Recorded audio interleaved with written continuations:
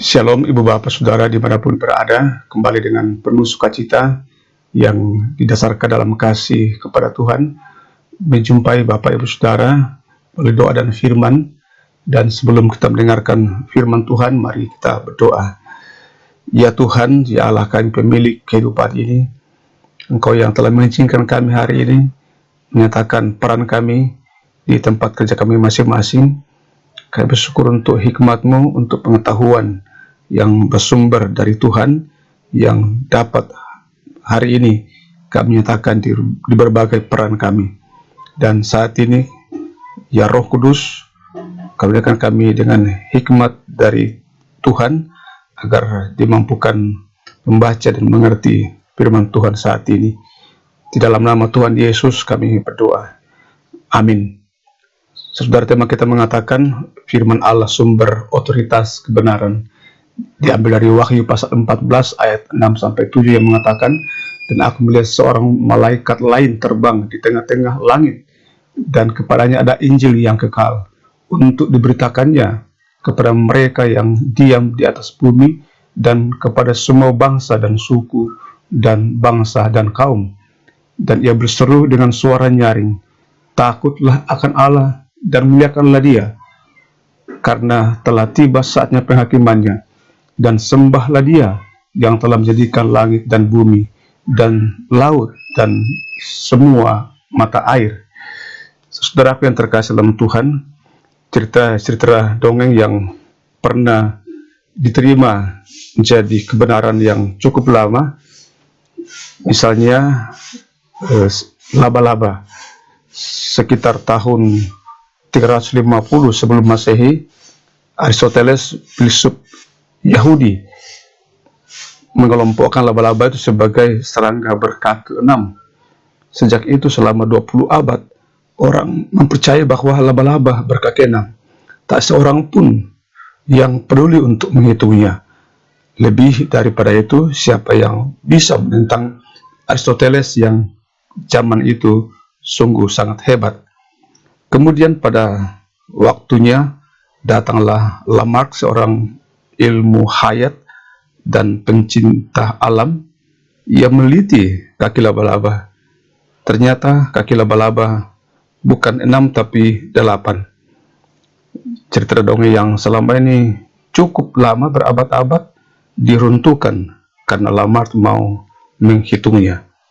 Saudaraku yang terkasih dalam Tuhan, masih banyak lagi sungguhnya cerita-cerita yang masih perlu dibutuhkan kebenarannya, yang selama ini menjadi sebuah kebenaran yang diterima turun-temurun, baik dari segi ilmu pengetahuan maupun di berbagai macam hal yang banyak kita jumpai.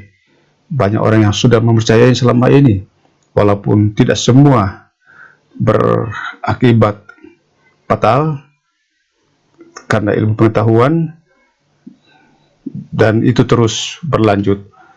Juga terkadang dalam bidang agama yang masih perlu diteliti, dipelajari dengan baik, supaya kebenaran-kebenaran itu sungguh-sungguh menjadi sebuah kebenaran yang mengantarkan kita kepada sebuah kepastian atau kebenaran yang berdampak kekal.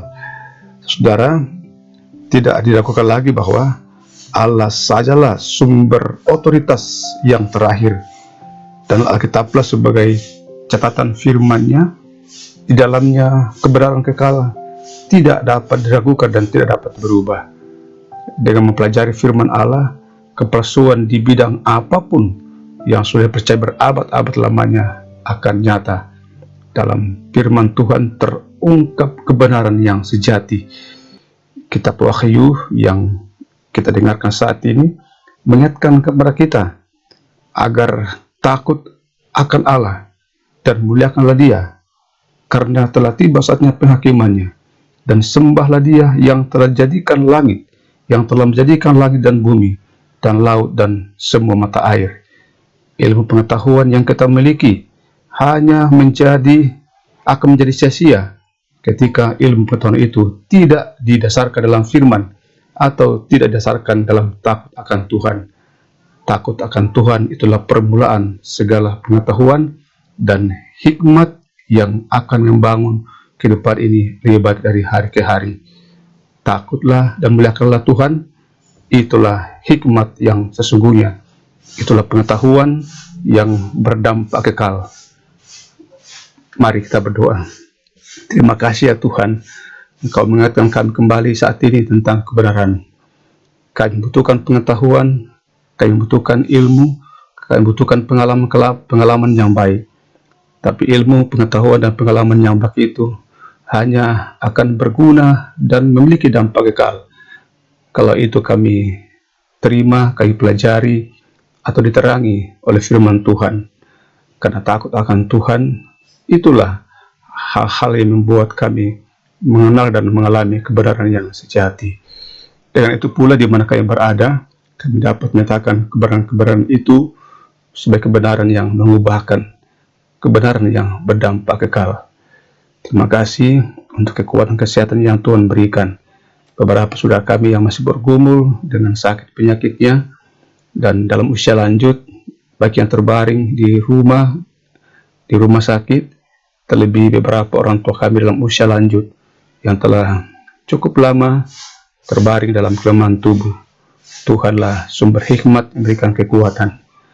Ibu Bapa yang terkasih dalam Tuhan, pada saat ini, baiklah bila kita membuka hati di depan Tuhan dan menerima berkat daripadanya. Tuhan memberkati engkau dan melindungi engkau. Tuhan menyinari engkau dengan wajahnya dan memberi engkau kasih karunia.